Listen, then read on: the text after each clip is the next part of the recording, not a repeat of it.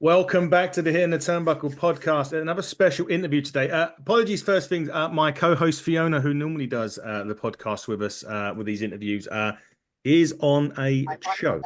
She's doing a show right now, so we will have to see her. She sends her apologies, but we do have someone who is on his way, I think, to a show as we speak. That is Sam Adonis. Sam, how are you?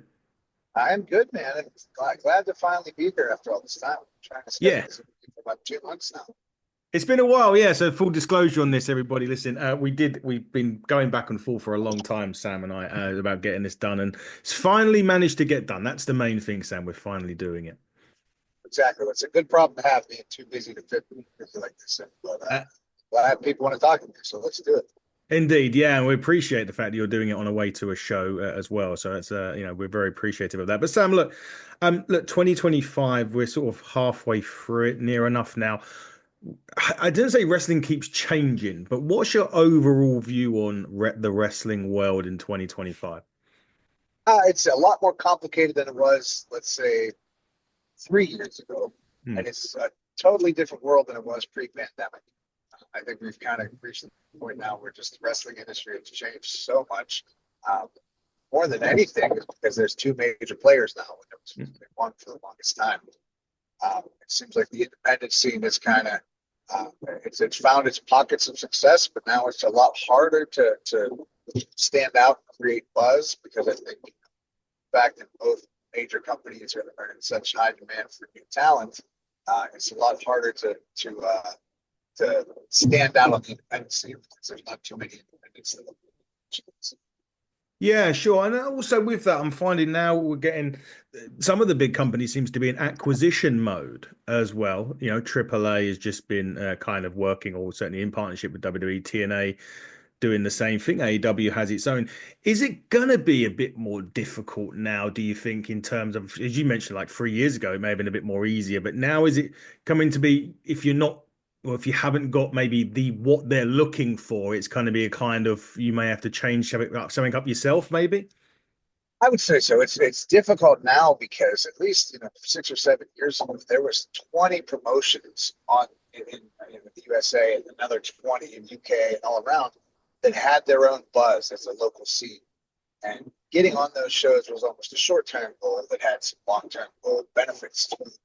Now there's not nearly as many independents where someone can get the opportunity to stand out. And I see it myself all over this country. There's so much talent that they are ready for the look. They're ready for an opportunity. They have all the qualifications, but they might be stuck in a geographical region where they can't be seen by the WWE scouts. And unless the major independents are going to go to these third market cities, how are they going to get to that next level?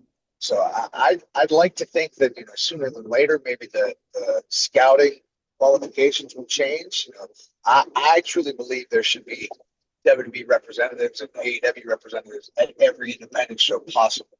There's so many all over across the globe where just because this guy doesn't have internet clout or attention doesn't mean he's not a potential asset for one of the two brands. So I see it a lot like, look at in the UK, football clubs. There's scouts going to local meets, kids 12, 13 years old scouting for the future of Manchester United.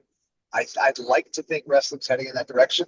There's going to be definitely a need for new systems because there's guys out here, and I can name five off the top of my head that would be great on a major national TV product, but they're not necessarily on an NWA or a GCW. They might not even have the means or resources to be on these shows, but you're kind of pigeonholed by your location sometimes, and those places seem to be the places that get the attention from the big companies. Yeah, definitely so. You mentioned NWA then. I wanted to bring up because you've had a few stints in there. It's a real shame Fiona isn't on because she is like over here in the UK. If you had like a super fan of NWA, it would be her. She got me she got me into NWA a couple of years ago when we started the podcast. She was watching, she used to tweet out that she was watching it, and I was like, isn't this like the 70s or something like that? And she was like, no, they it's brought it all back. Like, and so I'd got into it the last couple of years and I've seen you on there.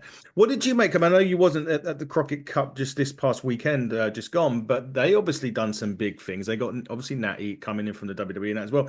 Is that a kind of growing brand where it could be something that could kind of explode further in the next couple of years?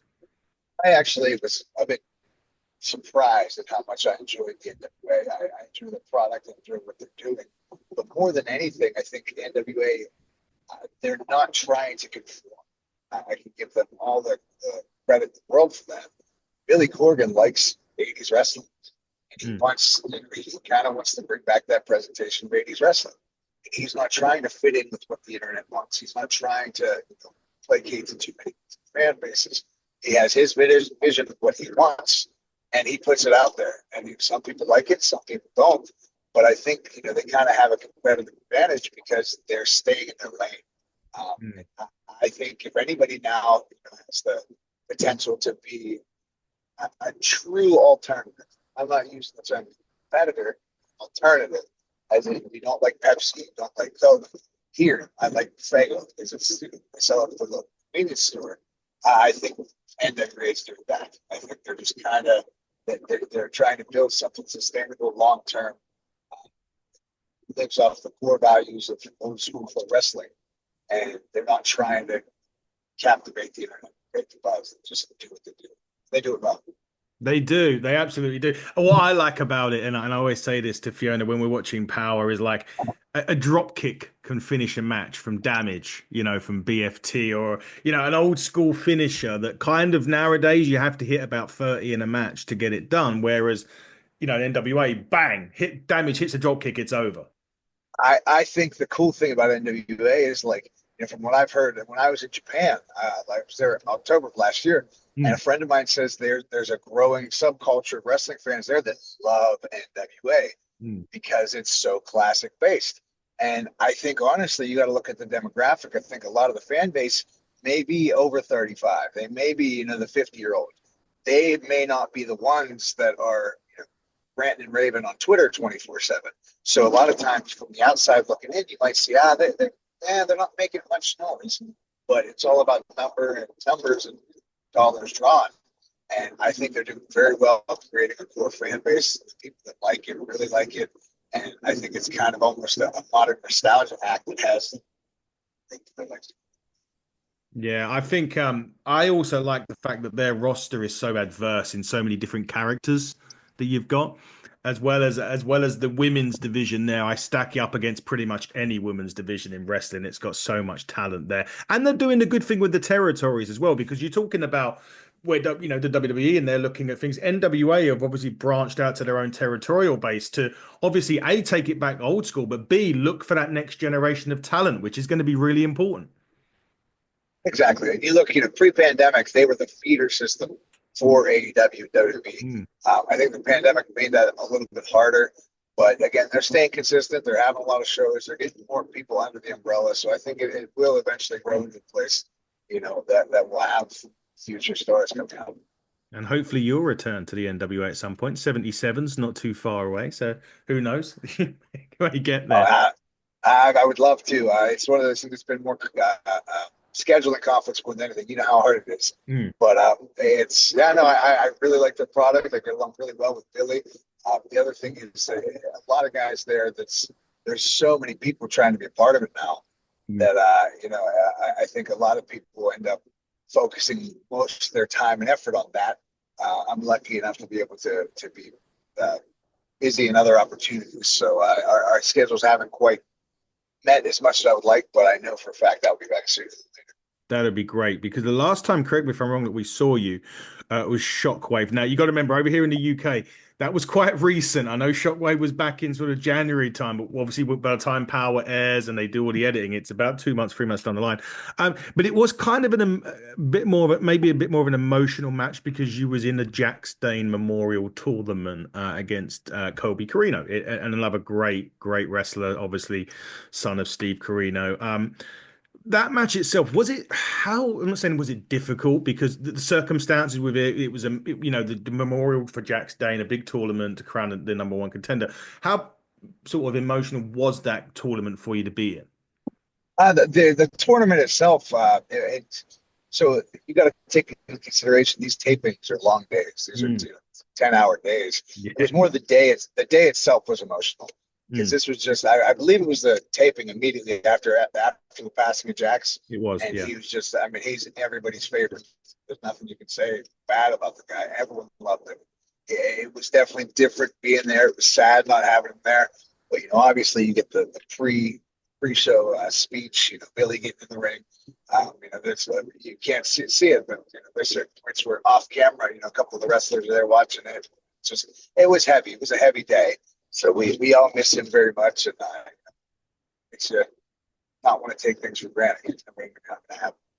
Yeah, definitely so. I wanted to touch on quickly because I know for everyone that doesn't know, we're gonna talk about him very briefly now. You've got a brother that's in wrestling. That will be Corey Graves for those of you WWE fans, a great commentator. I just want to tell a quick story actually quickly, and I'll ask a question about him.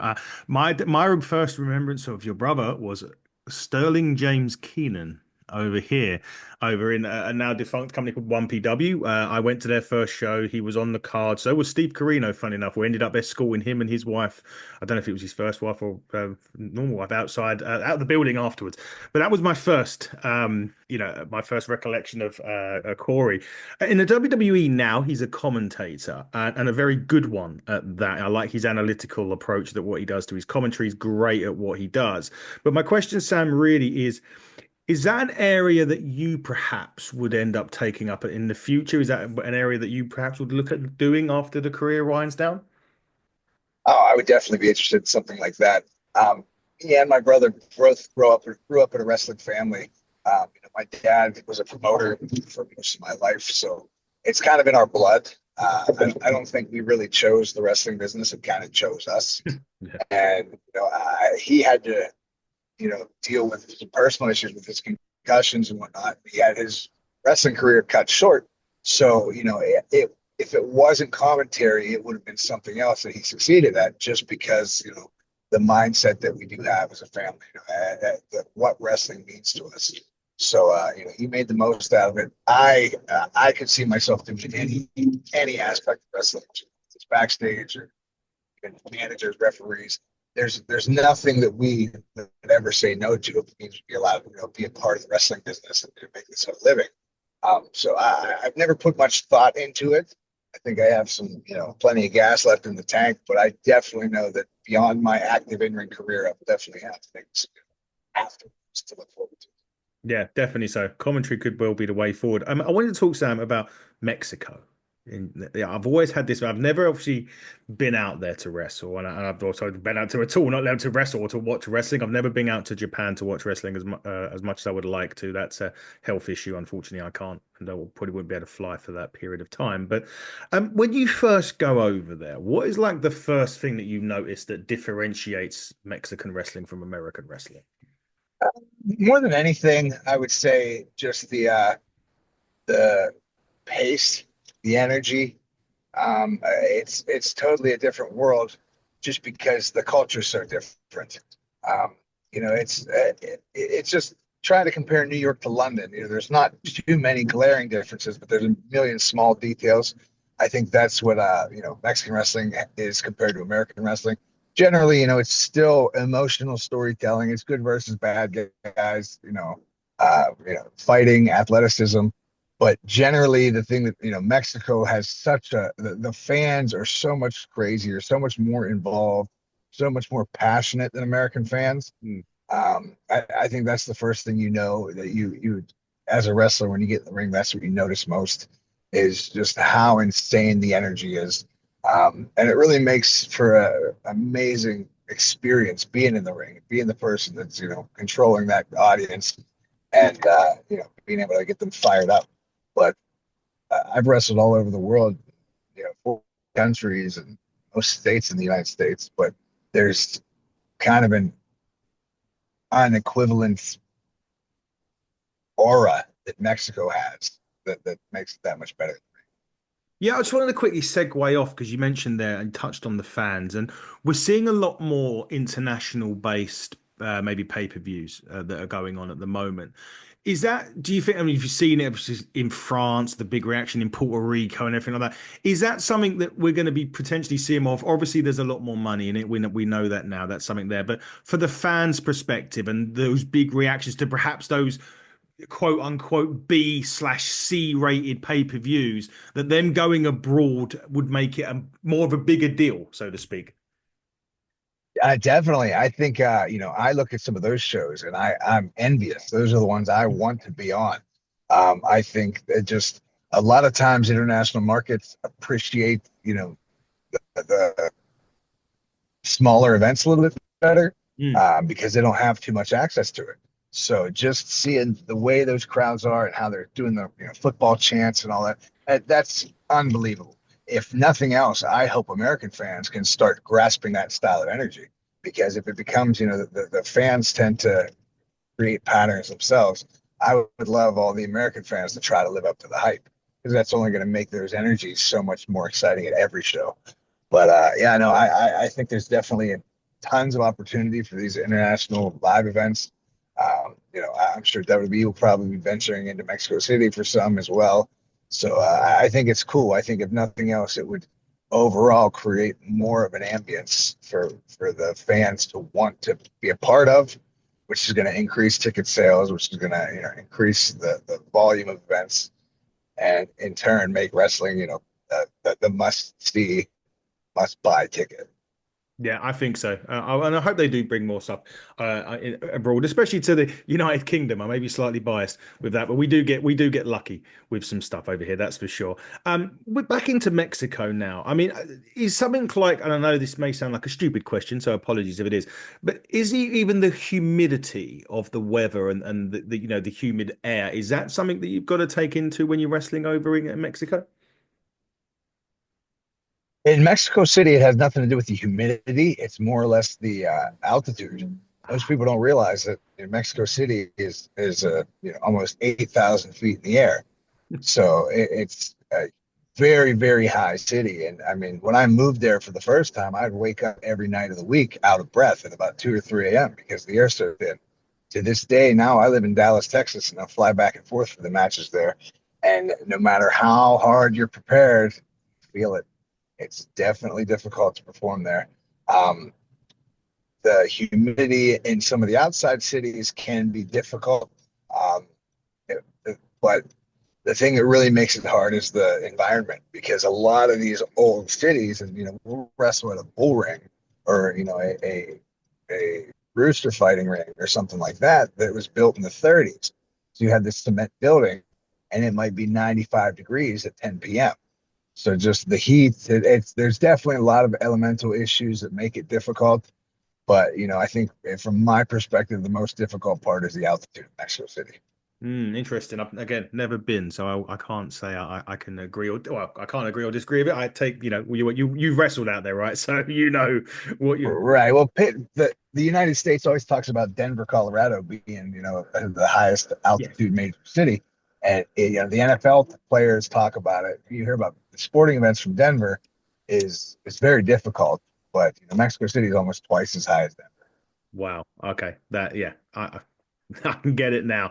I get it. Is also something about hydration and food when you're out there as well? Is it something do you have to train a bit differently if you're going over to Mexico, or is it just the same as what you'd normally do?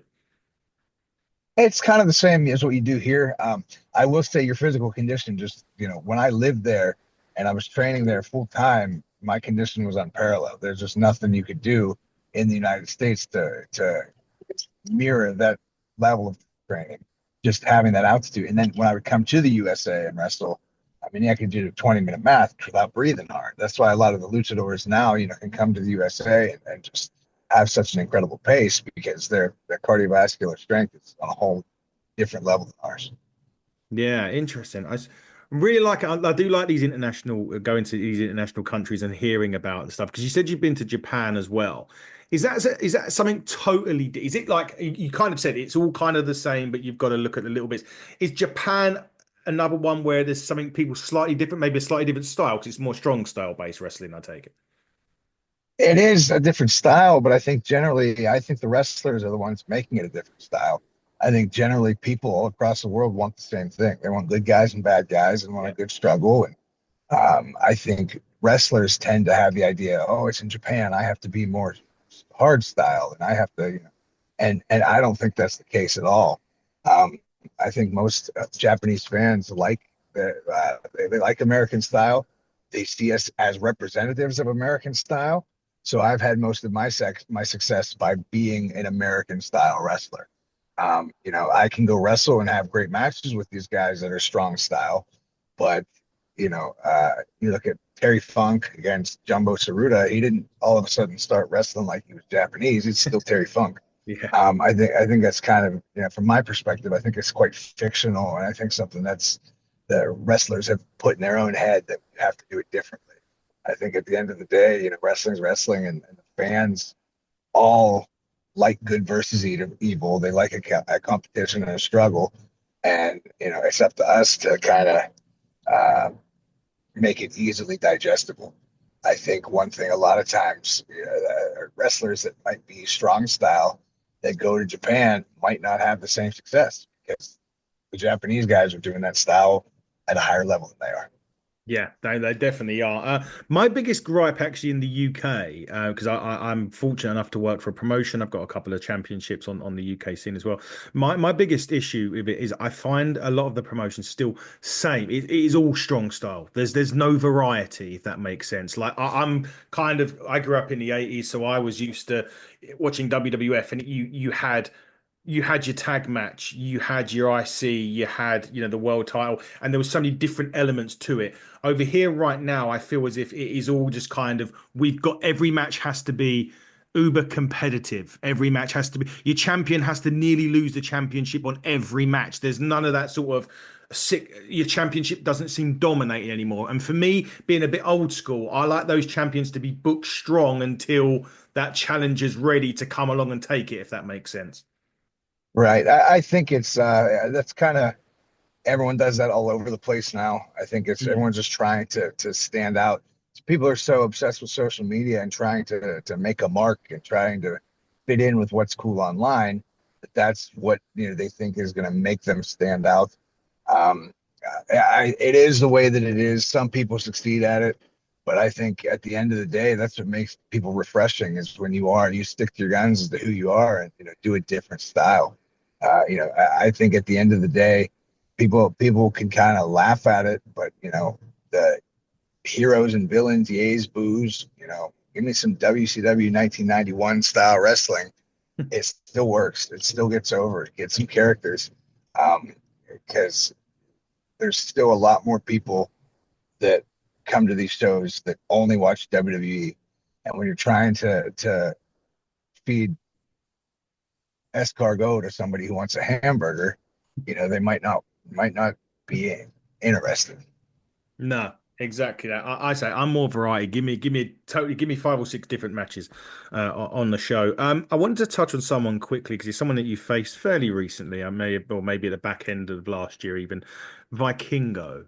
He seems to be the man right now. Obviously, he got put on WrestleMania. Sorry, obviously with the Triple R stuff. He seems to be the one that they're looking very, very well. Shall we say watchful eyes on him? I think is the best way of looking at it. I've seen some of his matches and he's unbelievably talented. What's it like getting in and mixing it up with Vikingo?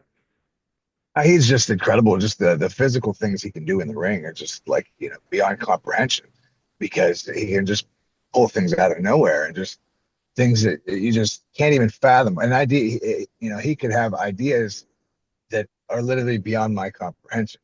And in the ring, when you're in there, and he can just come out with something, you can't help but be impressed. You can be literally in the middle of the match with the guy and see something happen and say, "Oh my God, that was cool." So I mean, the guy's just one of a kind. He's incredible right now, and I think his best days are definitely still ahead of him now that WWE's getting involved in the mix. It's going to be interesting. Sam, before we start to like wind down, I always play a little quick game with the wrestlers I have on, and it's just a couple of random questions. The first one is one that kind of gets people, unless you're absolutely adamant in what your favorite one is, people they always spend a bit of time thinking. But if you had to give me your top 3 wrestling theme songs, what would they be? Demolition, probably the first one. Wow. Um, Yeah, Demolition's a great one. Um, this is hard because I don't think about that too often. I'm just going to try to keep it none too obscure, but Razor Ramon had a good one. Yes. And I actually like Roman Reigns a lot. What one? This. The whichever one he used before he lost the belt. Oh, okay. Yeah, yeah, yeah. I know the one you Yeah, mean. yeah. So and I don't watch it too often now. I try to keep up with it like, as I can, but Hmm. I got to see we went to a SmackDown taping in Dallas, and I heard that for the first time. Oh, okay, this is good. And no, it's definitely up there with some of the best produced WWE music ever. With the themes, is it some because I think the one you mentioned, there's no words. Is it sometimes just the beat or I hate to use this word now because it seems to be the buzzword at the minute in wrestling, the aura that comes with it. Is it just that sometimes can beat the words? Definitely, think it's like I think the music a wrestler uses can be equated to a score in a movie. Um, and you can set the tone of any scene. You completely change what you get out of that by the music that's playing in the background. Yeah. And you see it. Think about like at the end of Pirates of the Caribbean, whenever the pirates are coming out to the plank and that Yeah. triumphant dark music's playing. It's like, oh shit, I can't wait till the next one comes out. I think that's kind of what I get from it. Ones like that, they're just epic. They set the tone of what the and I think good wrestling music does have that theatrical, or the not theatrical, but almost movie-esque score vibe that just really hits you on the emotion. That really dark symphonic music. I think that's always some of the best stuff. Yeah, I like that. I always say this one when I talk about it, which is the Undertaker, because I swear they turn down the aircon so it gets colder in an Yeah, arena no, purposely. definitely. Undertaker's entrance was incredible, especially seeing it live so many times. Mm. But then, you hit on another string there because, like, I grew up going to the ECW shows. So, like, if you're going to talk about The Undertaker, you have to talk about Sandman and New Yes. Jack because their music is just, and even Taz for that matter. Like, again, I'm trying to keep it in a WWE vein, but as somebody that was in those arenas as a kid, feeling that, and there's no amount of words I can put out there right now to try to explain to someone how incredible a Sandman's entrance was. When that music hit and everyone stood to their feet and you're Yeah. looking over your shoulder, and people that just screaming at the top of their lungs, it was incredible. So I hate to say it, I don't want to draw comparisons between the Sandman and the Undertaker, but as far as their entrance goes, they're pretty damn special. Yeah, I get that. I always said that the Sandman's entrance was singing a theme song before singing a theme song became cool, right? Right. Yeah. Yeah, I done that in at that one PW show I was talking about. He was on there. He was on my balcony when he come out. He would walk past me Yeah. with his kendo stick in his hand, with his beer, and it was just Yeah, no, it seems to be a big thing, and like people don't take into consideration the value of a theme song. Mm. Joe Hendry's run right now can all be traced back, and in his credit, he's a friend of mine. Eh, the guy put thought and effort into how to succeed in wrestling. I'm gonna get a song and dissect it on a molecular level to come up with something that's catchy enough for the masses that can play to. I mean, he's genius. That's people don't realize about Joe Henry is how hard he worked to get there. He's Mm. on a different level. Even Grado had so much of his success. Again, people want to laugh at it, but it's Yeah. the connection with the audience. Sometimes picking that good song that they can sing along makes it what it is. And those two are perfect examples of how, and I don't want to say average wrestlers because I think that's a knock on them, but just, they weren't doing the most ridiculous, must see stuff. They, pulled at tugged at your heartstrings with their entrance, and the rest is history. And I mean, with Joe Hendry, it's like it's not as if, and I don't mean this disrespectfully to him. It's not like his entrance music is like difficult in a sense. Like there's not a lot of it's just to say it's just him singing about him, and everyone all of a sudden is like catching on to it. It doesn't have to be this big rock ballad that comes out. It's just Joe Hendry singing about Joe Hendry, and everyone's waving their hands from side to side. Exactly. And then you can go back to, Stone Cold, the same Yep. thing. I mean, that glass breaks and there's what, three or four chords in the whole song, but the magic is what it is. So the wrestling music is important. It is. Going back to questions, I've got two more quickly before we start wrapping up. The if your favorite wrestling pay-per-view, I don't mean like a year. I don't want you to say it's this year. I mean, if there's a pay-per-view that you watch every year without fail, what is it? Oof, a whole pay-per-view. That's a difficult one. Um, I think promotions are so diverse. Um, I would say for the whole show, if I had to, I do like uh, what was it? ECW's was it CyberSlam '97? Mhm. I'm trying to know, it wasn't CyberSlam. Oh my gosh, so it's on the tip of my tongue. It's a show with Jerry Lawler, and he's beating everybody up. I know the Jerry one you Lawler, mean. Sabu, and Yeah. RVD, and then they send out everybody until Taz finally saves the day. It's just magic. Yeah. I only say that because that's not just a match; that's a whole, culmination to a pay-per-view. But I mean, I'm much more of a match guy than a show guy. Yeah. That I could name 50 matches off the top of my head that are must see, and I probably do watch them all once a year, if that, if not more. But a whole show, I don't really, I couldn't answer that. The pay-per-view that I watch without foul every single year, and it is mainly for a match, not a show. It's just it's the Royal Rumble, just because more so because of the people that you don't know that are coming in, rather than the people that are in it. The surprise entrance, so to speak. Right, right, right. Yeah, so I don't think there's any one of the. I definitely try to watch WrestleMania every year just Hmm. because it's the bar. Yeah.